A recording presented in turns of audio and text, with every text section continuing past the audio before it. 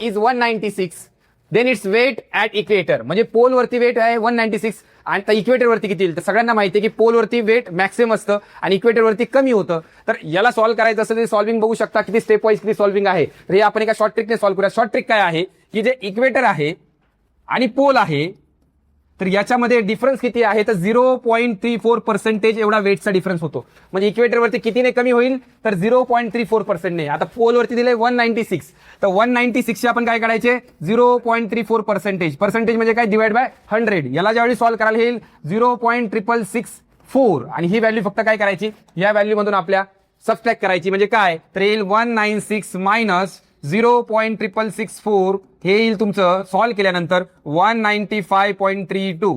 That is option number C 195.32 Newton.